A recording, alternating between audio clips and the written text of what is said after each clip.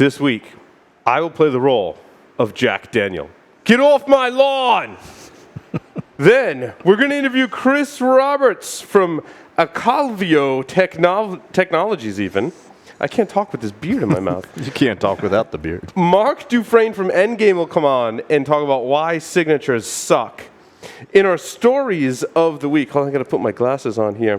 Webcams used to attack Twitter and Reddit will be recalled, according to a Chinese manufacturer. A Windows 10 vulnerability called atom bombing, rude about dirty cow.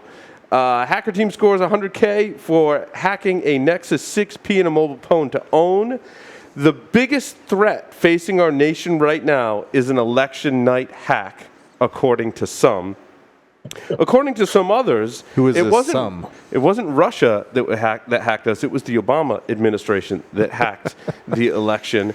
And what Godzilla can teach Japan about its cybersecurity. All that and more. Stay tuned for this awesome edition of Paul Security Weekly. This is Security Weekly. For security professionals, by security professionals. Broadcasting live from G-Unit Studios in Rhode Island, it's the show where exploits run wild, packets aren't the only things getting sniffed, and the cocktails flow steady. It's Paul Security Weekly.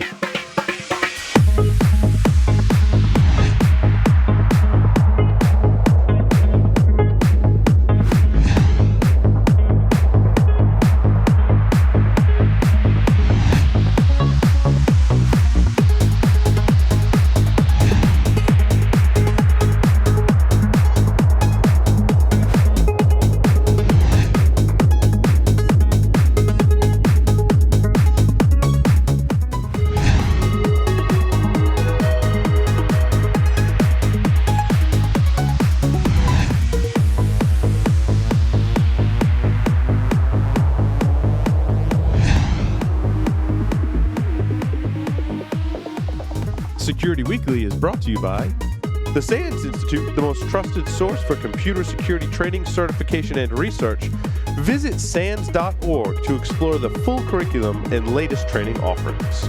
Onapsis, the leading provider of solutions to protect ERP systems from cyber attacks. Customers can secure their SAP and Oracle business-critical platforms from espionage, sabotage, and financial fraud and risks. Visit them on the web at onapsis.com. Pony Express. Check out their line of penetration testing devices, including the Pwn Pad, the Pwn Phone, and the Pwn Pro. For enterprises, there's Pwn Pulse, providing continuous visibility into wired, Wi-Fi, and Bluetooth spectrums across all physical locations, including remote sites and branch offices. For all those hard-to-reach places, there's Pony Express. Visit them on the web at ponyexpress.com. Welcome, everyone, to Jack's Security Weekly.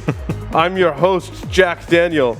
But this is my Halloween costume. I'm going as Jack Daniel. Maybe about 20 years ago or so, because when he had hair on the top. Yeah. So, welcome, everyone, to Security Weekly. That's right, we're broadcasting live from G-Unit Studios in Rhode Island, where I can't talk with this beard attached to my face. I realized I didn't have a Halloween costume, and I usually dress up. And I was going for Rick James, but they didn't have any Rick James. You didn't costumes. get there. I didn't get Rick James. I got Father Christmas, apparently. I don't know how, if I smoke a cigar, I may actually light myself on fire. Although I can say, get off my lawn. See, I was really hoping to say, I'm Rick James, bitch. But we didn't get the Rick James costume. Oh, well. Here with me in studio, Mr. Jeff Mann is to my left. Here in studio, he's a crypto analyst, InfoSec analyst, pioneering ex-NSA pen tester, PCI specialist, and, most importantly, a certified security curmudgeon. Wait, does this beard make me a curmudgeon now? No. Also here with us, he works for Tenable Network Security and is the co-founder of Security B-Sides. Of course, the real Mr. Jack Daniel. That's me. Hey, welcome, Jack. It's great to be back in studio. I'm glad I'm getting in more often than I was for a few months there. It's good to be here and have you make fun of my age and It's shit. good to get in where you fit. How do you deal with this rug on your face all the time? It lives its life. I leave mine. you know? coexist. We coexist. It filter feeds off of whatever I spill. It has its own Twitter account. It has its own Twitter account, which I don't control. You know you've made it in the security industry when one of your body parts, or appendages, or hair has its own Twitter account. Yeah, Quadling's hat got a workout this past weekend. Yeah. So Make sure that you visit securityweekly.com/hunt, where none other than John Strand will talk about open source threat hunting using Bro. And actually, the guest on this show, Mark Dufresne, will be with us for that presentation. John's going to talk about network-based threat hunting. Mark is going to talk about endpoint-based threat hunting. It's going to be an awesome webcast. Thank you to everyone who's registered already. Please, there's still open seats, so go register. Why not? securityweekly.com/hunt. I'd like to introduce our very special guest this evening, who hopefully will talk for a little while I take this ridiculous beard off of my face because it's really itchy. Mr. Chris Roberts from Acalvio Technologies, no stranger to the Security Weekly show, or airplanes for that matter. Love you, Chris. Welcome back to the show. Thank you, sir. How's it going? It's going fantastic. You know, it's funny. The last time we interviewed you, Chris, was right before all of the airplane drama. And I just wanted to thank you for drama? that. It's There one of was our drama? most watched YouTube videos on our channel. And it's funny, when I present like the numbers and stuff, people are like, well, what are those big spikes? I'm like, well, one of those is Chris Roberts. And they just laugh hysterically. So, Chris, before you go on and tell us what you ultimately are doing today, take us back to when you came on the show previously and there was airplane drama. How did all that pan out, just briefly? Oh man, it was interesting. It was fun. I guess if nothing else, I learned about the fact I probably shouldn't tweet while sitting on a bloody airplane ever again. Although I've now traveled enough on Southwest that they now give me free Wi-Fi, so I got to be a little bit of self-controlling. But long discussion with the feds, sitting at the airport, closely followed by a lot of their documentation, which unfortunately wasn't quite where it should have been from a technological standpoint, followed by a lot of discussions, thankfully, with EFF and a third-party legal company. I got all my gear back, which has now been given to other people in other parts of the world, thankfully. But yeah, it was an interesting period of time. Unfortunately, the situation with OWL went down pretty quickly. Disagreement with the investors, board of directors, and a bunch of other people. But started out, did a bunch of work with Sentinel, and then Acalvio came along and said, hey, we want your crazy ass on board with us to help basically build the deception tech and start professional services. So it's been a bit of a wild ride for the last 12 months, but it's heading in the right direction, which is really nice. Sounds like it. So it was really just a tweet that caused all of that controversy, an FBI investigation, and then you had to get legal counsel. But it sounds like you came out of it like what the FBI was like, oh, we're sorry. Or they didn't really say that, right? Does the FBI ever say that? Yeah. Oh God, no, they never do. No, they don't. You can't tell them they're wrong either. So thankfully, the DA out here got involved and managed to separate both parties from trying to strangle each other, and made us sit down and figure it all out. But yeah, I think it was the tweet that was kind of like the final straw, because we'd handed a whole bunch of research that we'd done on aviation security over to those guys and another one of the intel agencies.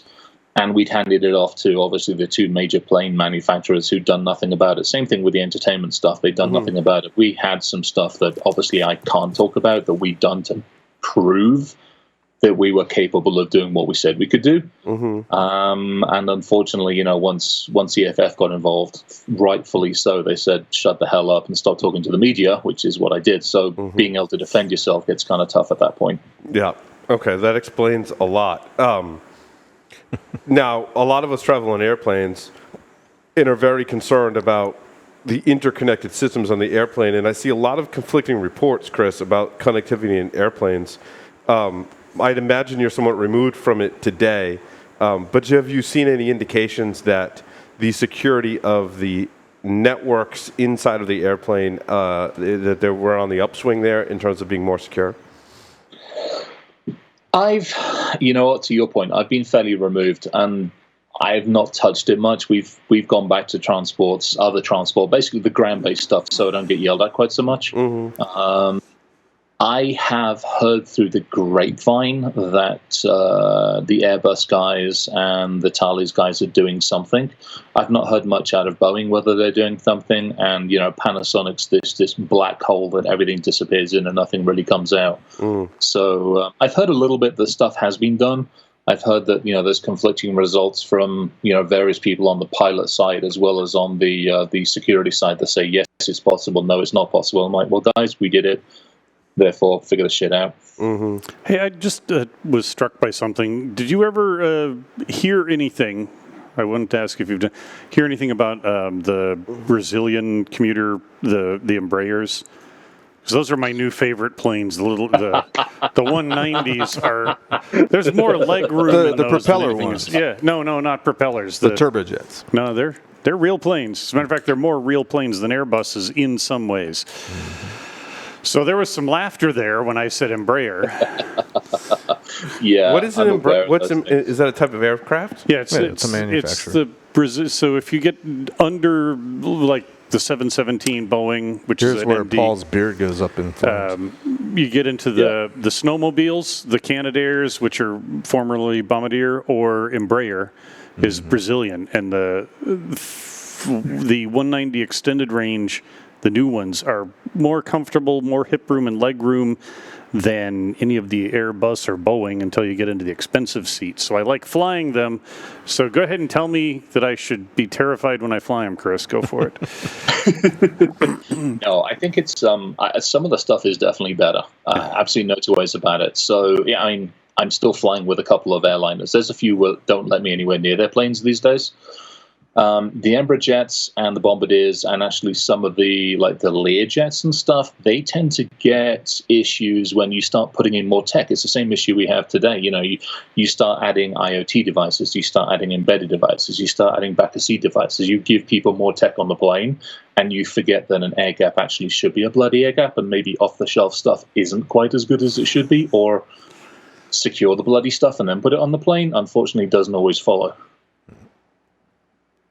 So yeah, I mean, carry a parachute. Yeah. Sorry, I'm trying to have a cigar with Are you about to beard. set fire to yourself? Yeah, you are. Not yet. But I'm pretty much ensuring that no one else wears this beard but me. Because they're going to go to put it on. They're going to be like, oh my God, it smells like cigars. We don't have a fire extinguisher handy, but we do have that 55-gallon drum of lube. So if you do go up in flame, don't worry. I'll start pumping Passion hybrid lubricant on you, and that'll put the fire out. Well, it'll put the flames out. It'll put the flames out. The fire will still burn inside me. It'll light the fire. It's going to kindle the fire. Well, and you guys are here, and Chris is on the lines, and now Saint Arcangelo is here, so it's kind of hard not to have a fire burning inside me. Oh, deep in my loins. Fire extinguisher, thank you. Extinguisher. Yes, we have one. It's not going to do any good in your hand. Yeah, let's put it over here. That's going to feel awesome when it's sprayed in my face, by the way.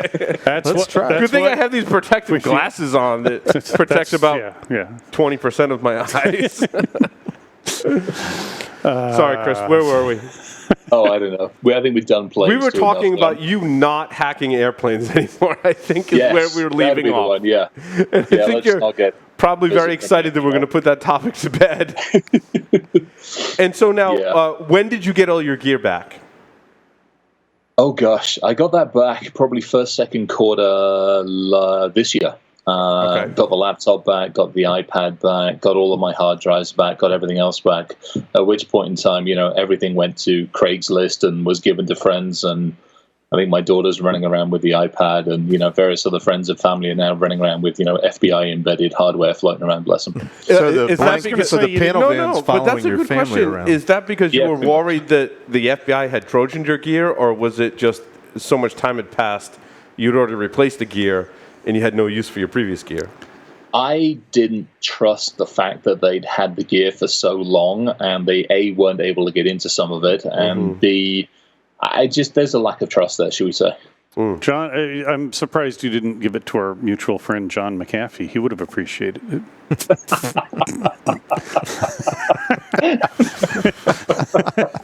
No, maybe not. So speaking of YouTube interviews that are Spike, that's the other one. They're like, well, who else did you interview? I'm like, John McAfee. Yeah. Oh, boy. Good time. So you came off the heels of that, Chris, and, I mean, there's probably a lot that you can't talk about still to this day, but you put it in the past, and you took a deep breath, and then what did you decide to go out and do? Basically went back to the roots of pen testing, assessment, and consulting. Did that for a while, did a lot of the research. Went back to research. I mean, it's a lot of fun. There's a lot of stuff out there to research. We had fun war driving cows. We've had fun messing around with other forms of transportation.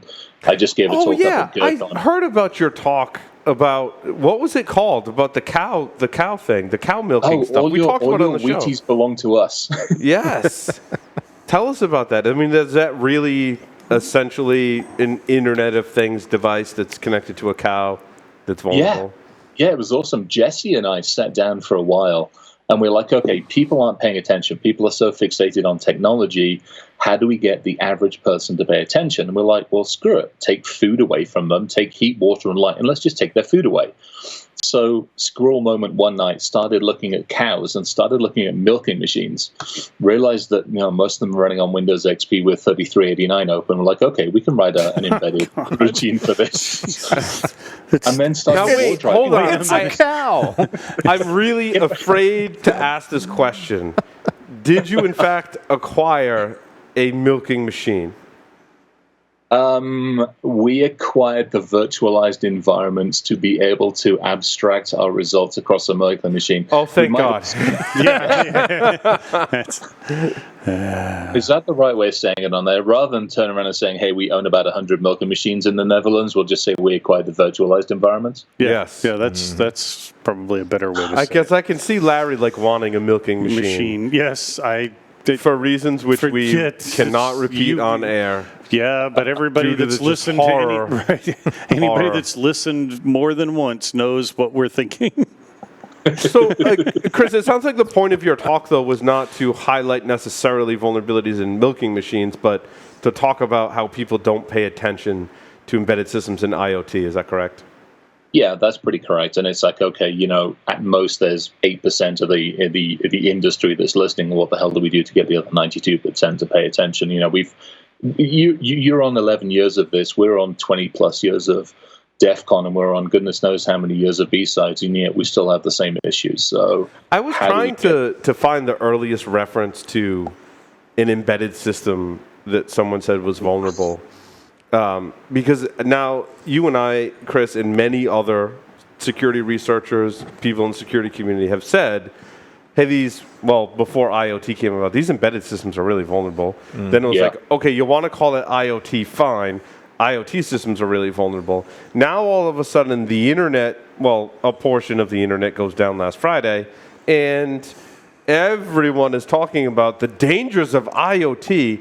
Are you like me, Chris, you're sitting there trying to restrain yourself from saying I told you so and doing just a really bad job of it?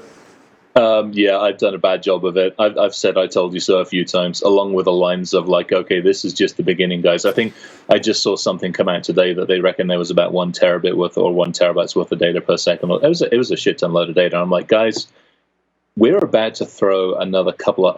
We're putting 5.5 million devices per day on the network.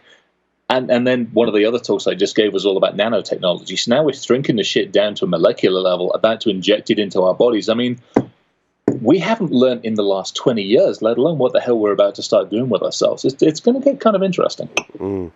Yeah, it'll be interesting. When we're not streaming and recording, that reminds me, I have a little tale of redundant single point of failure to share with you. Excellent.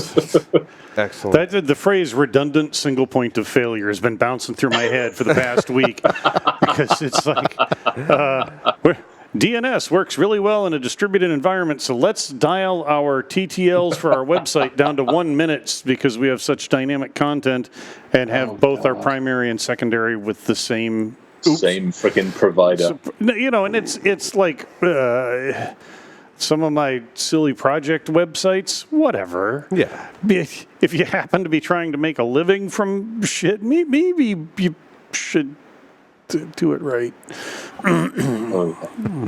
Yeah, along those lines, I think we went with Linode for that.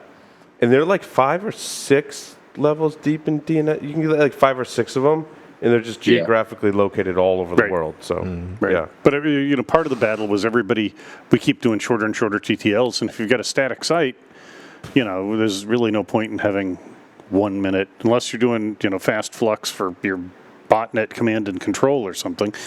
Again, True. It's highly dynamic. Well, is that all coming from your site, or is it being served elsewhere? It's coming from elsewhere, so why are you doing? I don't know. Yeah. So when you were in this research phase, Chris, was there other things that you researched other than IoT and presented on, or? Yeah, did a bunch of stuff on nanotechnology and the ability to hack the carbon tubes and the carbon nano architectures that we're injecting. And then part of the reason Acalvio grabbed me is I started looking at the deception space. So the whole concept of you can't stop me from getting into system number 1. Right. What the hell do we do after that? So doing a bunch of work on that. Let's go back to nanotechnology. Wasn't that a Star Trek thing with the Borg? Didn't they have the nano? That was nanotechnology, right? Yeah, that was like beta version or beta version in this country. Yeah. But is there nanotechnology in use today?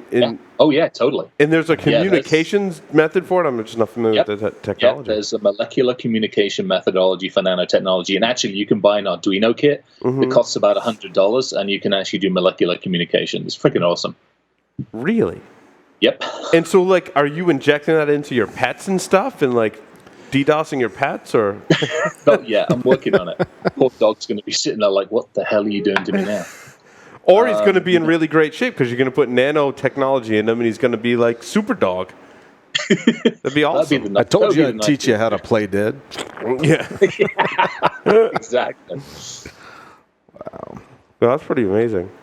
Yeah, there's some pretty cool stuff. The upside of it is the ability to target at a molecular level the cancer cells and actually be able to inject nanotube technology with DNA or rDNA strings is actually pretty awesome. But again, like everything else, they're charging ahead going, hey, this is really cool. And nobody's sitting there going, hey, the weird gray-haired, the gray-bearded guy that's sitting off on the corner with a large electromagnetic or the actual, near-field or mesh communication system is about to actually change your cancer cell into something that's now going to go and kill, red blood cells. Not to mention Magneto is going to be able to lift you up and put you wherever you want, which that kind of sucks too. Sorry. So that's really cool. So then tell me a little bit about Acalvio and how you got involved with them while I take this ridiculous beard off because it's really bothering me. You keep saying you're going to do it. I am. Now I'm really going to do it. So. Well, they came after, we had a long set of conversations back in July, August timeframe of this year. They were interested in a talk I did out at RSA, did the talk for them, had a good conversation. They turned around and basically said, look, we're building this really awesome deception technology, but we need the hacker's perspective on it. We need to basically train it to think the same way you do, which is a scary concept when you think about it. But to their credit, they're building something that should present itself, you take over computer number 1, the next step you're obviously going to do is look to elevate privileges, get data, et cetera, et cetera, et cetera. If you look at the old honeypots, they sucked. I mean, you could see them a freaking mile away. If you build something correctly, you take human nature and use camouflage and deception tech, and you do it properly, I don't know if the next system I'm hitting or the next door that I'm opening is real, or if it's a deception thing that's about to set off all the fire alarms. So that appealed to me because I'm just like, nothing in 20 plus years has stopped me from breaking in. This might actually be a bit of a game changer. So Chris, I'm gonna somewhat play devil's advocate because I want to hear your take on it. So when I look at the deception technologies, I tend to think of, well, first of all, much like a traditional honeypot or honeynet, how do you prevent legitimate processes or users from triggering some of these traps, just in some abnormal behavior, an accidental click, or what have you? How do you prevent normal users from triggering this deception technology and making false positives?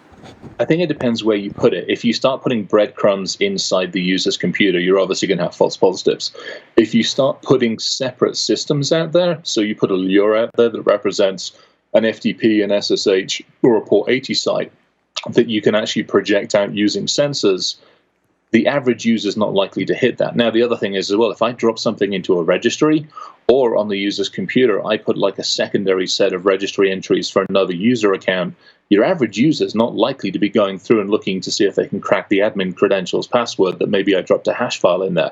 That's likely to trigger an event. So, yes, will we eliminate false positives? Hell no. And anybody that says they will should be tasered. But will we at least cut down on that stuff? I think we will if we build it properly. And my other point, Michael Santarcangelo, welcome to the show. It's nice to see you. Long time no talk. We just did Enterprise Security Weekly earlier today. So, Michael, welcome to Paul Security Weekly. Hey, Paul's here. Beard on. But you rephrased the question, how tall do you need to be to ride the ride? And what did you rephrase that as, Michael? Are we ready? Yeah, are we ready? So with deception technologies, I feel like I observe people that are looking for defensive solutions that they don't have some other things in place, so they're getting owned, and they lean towards these types of solutions or other types of solutions like deception technology, and they're like, well, this is going to tell me if I'm owned. That's great. Like, do I need to do all that other stuff, or do I just need to do this deception technology? So, how do you know when you're ready to adopt this deception technology? I think it's a tough one because you're right. I mean, you hit the nail on the head. The fact that most organizations don't have their current security house together is a big enough problem unto itself. And I think some of them are going to look at it as a silver bullet to go, hey, I need to know more, or maybe I don't have to put IDS, IPS, DLP tech in place. I can put deception, which is going to not work at all. But if you have an organization that's fairly mature in its security, or potentially an organization that actually doesn't know what the heck is going on inside this infrastructure, it's an interesting alternative. Perfect example would be taking something like this and dropping it in prior to doing anything from a pen testing and assessment standpoint. I mean, you know the stats. Most people don't know they've been owned for several hundred days. If you drop something like this into an environment and all of a sudden the alarms start going off, you stand a better chance of at least knowing what the hell's going on than you do by turning on logging or monitoring and not putting the resources to actually do any of the bloody analysis on it, and let alone the tuning. My concern with that is, what if the attackers get in, they do a bunch of stuff, and then you're relying on this deception technology as a trigger? What if then they've already been in for a month or 2 months, and then they're like, oh, let me go here, and they trigger the deception technology? It's somewhat too late, because you don't know exactly when during the attack or the penetration and exfiltration that they're going to trigger this deception technology. In theory, I mean, this is part of the reason the Acalvio guys grabbed me, was because if we build this correctly, and a lot of the work I've done out with those guys in California in the last couple of months has been helping them understand not just my mindset from an attack perspective, but looking on the general attack mindset is, okay, I've got system number one, whichever way of the 10 different ways we want to try to get it. Where do I move? How do I move? How do I action? How do I elevate? And all those other things. If you plan that correctly, in theory, that next step that you make as an attacker could potentially trigger the deception stuff. Now, it doesn't mean it will do, but at least you stand that chance. And honestly, I'd rather know a month in that I've been attacked or I've been owned than 6 months later when the feds call me up and go, hey, congratulations, your ass has been handed to you. But that's months faster than most people self-discover. So, no, and I'm just playing devil's advocate. Most people don't self-discover. Most people don't self-discover. Yeah, most people don't self-discover. Well, My other concern is, what about a false flag? What if an attacker can get in and then somehow detect that there's deception technology in place and use that to their advantage and plant some type of malware that's going to trigger the deception technology? That the example that we used 2 weeks ago or so was, they used a certificate that was in Stuxnet, right? Yeah. And so then analysts look at that. Oh, my deception technology was triggered, and oh, look, they used that from Stuxnet. They just must be so lame. It's not what I have to worry about. Meanwhile, I'm kind of rooting my way around the network. Deceiving the deception. Deceiving the deception. Yeah. Oh yeah. No. Absolutely. Couple of things. One, we've got a bunch of fairly mad, crazy PhD scientists working behind the scenes on the machine learning side of the world. So behavioral science, machine learning science, and a bunch of other stuff. Secondly, the deceptive architecture has been built. And again, another reason those guys got hold of me was I'm throwing rocks at this thing, and I'm partnering up with a bunch of guys in the industry to throw more rocks at this thing to make sure that it itself doesn't become the point of compromise. Mm-hmm. Yeah, and not to be too fatalistic, but people that are at that skill level as attackers, not saying you're owned, but noblest chance in hell of stopping them. Right. You know, it's if you're up, it's as the Grux said weeks ago. If your threat model includes nation states, your threat model includes Hellfire missiles, right? Yeah. Yeah, exactly. And that's the thing. I mean, you'll never stop everybody, but for crying out loud, it would be nice to stop a few people. Make them earn it, you know, just really make them earn it. I like that. Yeah. Make them earn it, you know. Yeah, exactly. So you mentioned the need for a somewhat mature organization, a mature IT or security organization. You know, what is the vision of the ideal customer? You know, what's the market that you guys are going after? I think it's fairly broad. Acalvio has done a bunch of work with, healthcare, critical infrastructure, and the traditional IT space guys. Part of what I'm bringing to the table is the IoT space, the SCADA, the smart grid networks, the transportation stuff. I mean, you take a look at vehicle architectures and vehicle networks and IoT spaces, the average home network wouldn't have a freaking rat's ass clue as to whether somebody was prowling around inside of it. So is there a way of building a deception architecture into that? Same thing with IoT space, same thing with SCADA smart grid space, and especially with the vehicle architecture. So it's fairly diverse there. I'm really, really pleased. I mean, those guys have given me pretty much a carte blanche to go, okay, where could we take this and how could we build this? So I'm building sensors that we can run on bloody Nests and, Netgear stuff and everything else with the team. So it's pretty awesome. Yeah, I actually like that approach to it, Chris, because you're right. The average home user, as we've discovered, now has all of this technology. They've got most of the time, well, I don't know most of the time, but there's a large percentage, larger than normal, than 5 years ago, right, that have awesome internet access. Myself at home, I'm lucky, I get 100 meg up and 100 meg down. Yeah. And so, and there's some responsibility that comes with that to make sure you don't get owned and someone uses that connection.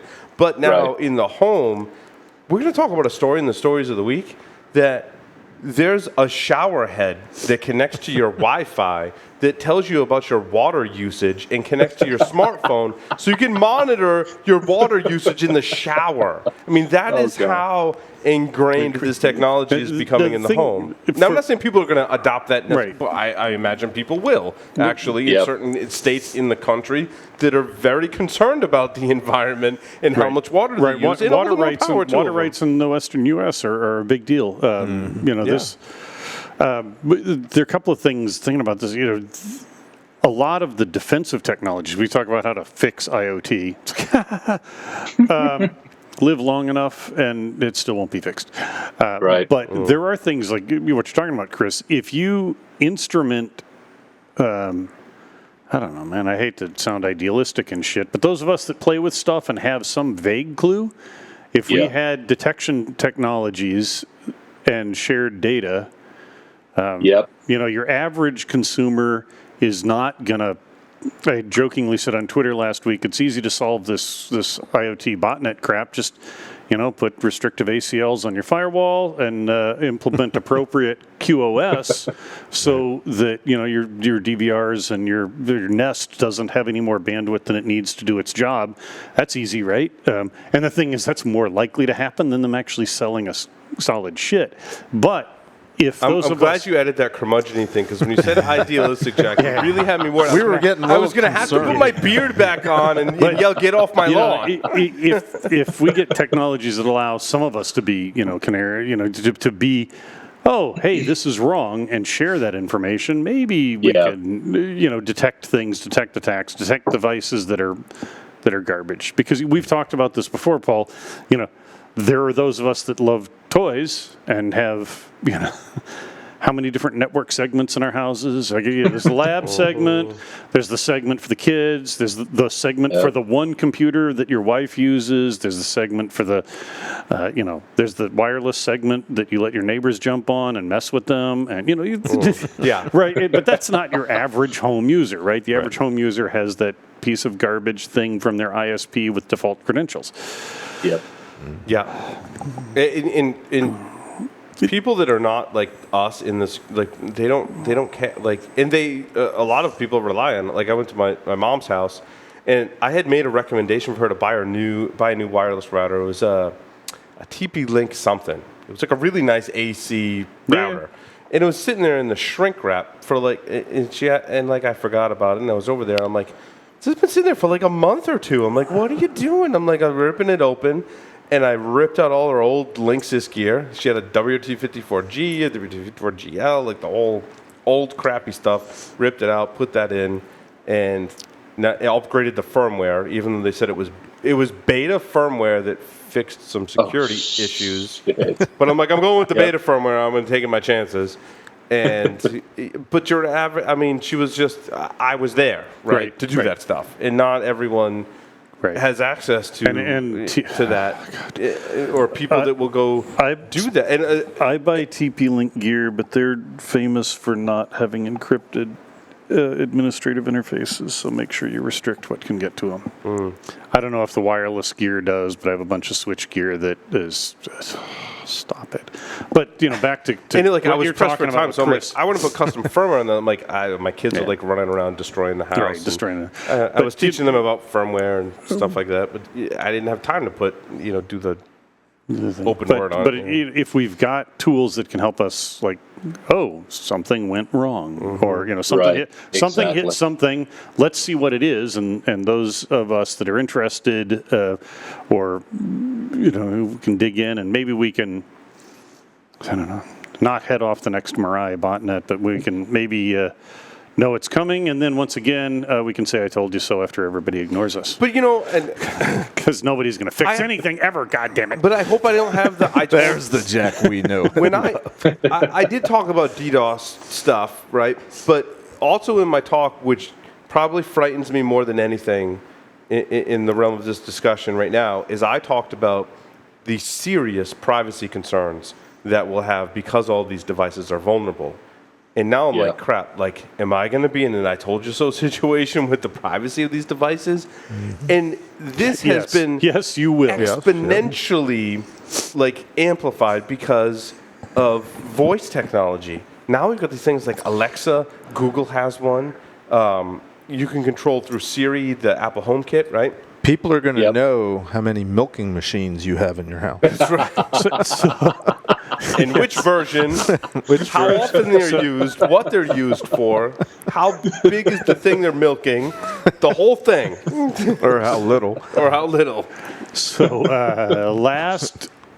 the last show, Paul, you said the phrase "Okay Google" and Google a few times, and so I'm hurtling down 95. You're not the only one. I got Twitter feedback that two are from B-Sides DC and the Tenable headquarters, and I'm like, and then if you just said something, I didn't hear it. And it's like, shut up, you. And it's a timeout. Bing, it comes back on. So, but, and that's just it.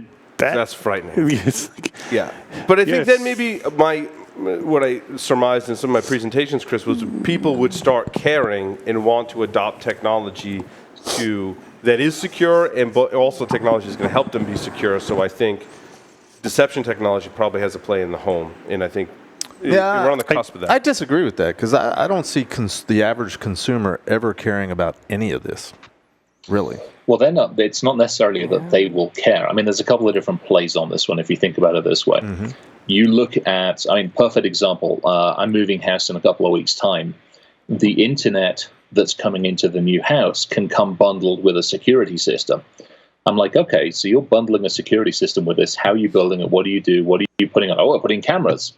How are you securing the damn thing? So you start looking at the whole bundling idea. You start looking at the ability to put, the new thermostats in the systems. If you bundle this with those ADTs at home, the home security systems and a whole bunch of others, you start putting that in. To some degree, you take the decision away from the consumer. You buy a Nest, an add-on module for the Nest is now the ability to actually run deception inside the home. Mm-hmm. So to some degree, you take the onus away from the user, because let's face it, part of the reason we did the hacking Wheaties and hacking cows is because the consumer doesn't freaking care, or doesn't know what they have to care about, or doesn't have the 20 years of experience to go, oh shit, I need to think about this. So if you take it away from them and you say, okay, we're going to provide it as a service through a cloud, through whatever, we will monitor and we will alert you, that's almost just a no-brainer as far as they're concerned.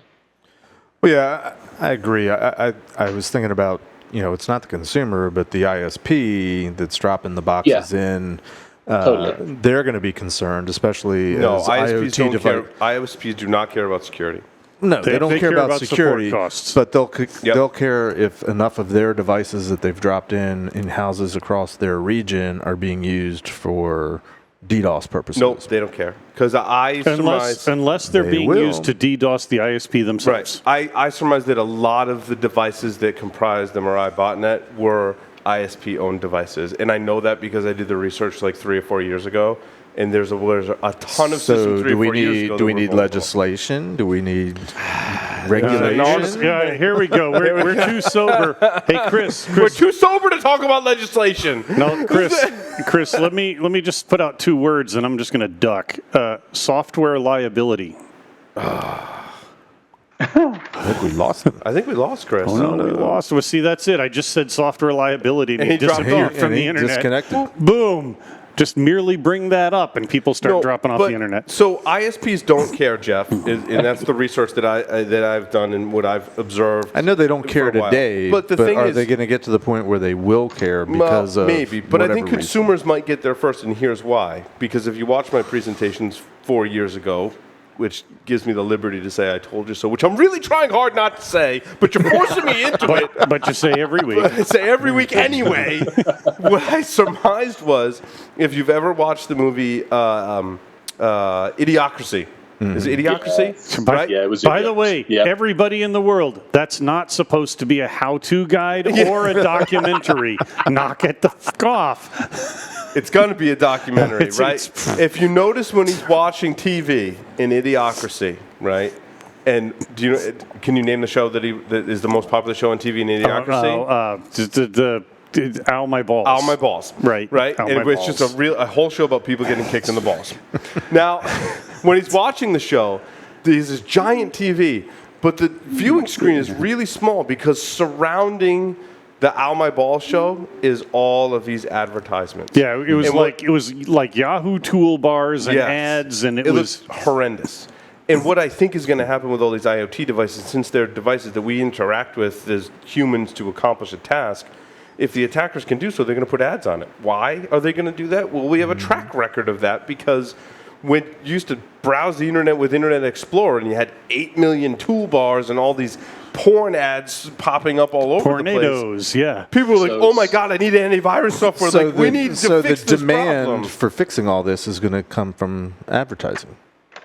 From forced advertising, malvertising, revenue. That was there's the conversation you want to have. Your 4-year-old goes to the refrigerator to get some milk, right? And there's a tornado, and it's like go and then it's go ask your mother, right? And then now I need a firewall. Daddy, why do you have a milking machine in the bedroom? Yeah.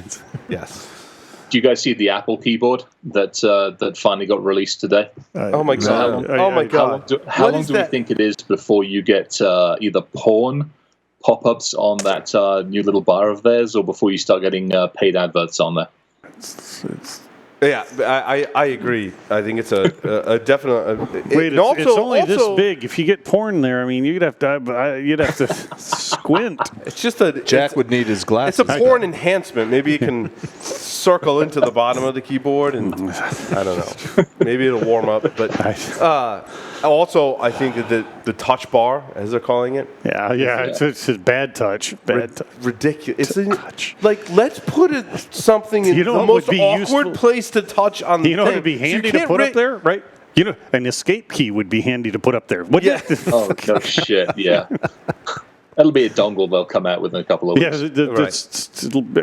it's probably a scheme to sell more external keyboards. I'm like, I'm waiting to see what Apple comes out with for the new MacBook Pro because I'm making my determination what I want for my next laptop. And I was like, the Dell XPS 13 Professional, that's the one, right? XPS 13 Professional is like, everyone says the best Linux laptop ever. Everyone has wanted Apple to come out with a touch screen device. Instead, they came out with this thing you touch in the most awkward place on the laptop. Right, where you're going to be pressing other keys with your palm as you use it. It's all stuff that you can do with keyboard shortcuts and a mouse. Right, Like, right. what is going on? Wait, there's shortcuts on a keyboard? Yes. Ask Microsoft. They move them around Dude, every like, time they release their new You OS. can do all this good stuff in Final Cut and Photoshop, and I'm like, yeah, you can also get a mouse with a bunch of buttons and program it for Photoshop too, and it works awesome. Then your hand doesn't have to go from the mouse to the touch bar. Imagine that. Right. Or let's get crazy. You can get one of the nice Wacom tablets with the Ooh, yeah. And not to mention the like carpal those. tunnel from like using the touch bar without touching your wrists on the keys that are and you notice everyone doing the demo would like this. I'm like, that's great for a demo. Right, and how's But, that? like, How's that for accuracy? Right, if you don't have your hand Yes, resting on yes, something, exactly. your location accuracy on the keyboard is. How's that for Security Weekly on touch bar, Chris? Was that curmudgeon-y enough? Awesome. Do you think the curmudgeons have rubbed off on me? Oh, beautiful. Sorry. Anyway, Chris, did you have closing thoughts for the interview, for anything that you want to plug or Deception Technology? Oh, I think I will go a couple of things. Number one, please note the T-shirt, the £400 hacker T-shirt. We'll start with that one. Thank you very much to the guys on Twitter for those, and by the way, for putting the money to freaking charity and for kids. That's awesome. Awesome.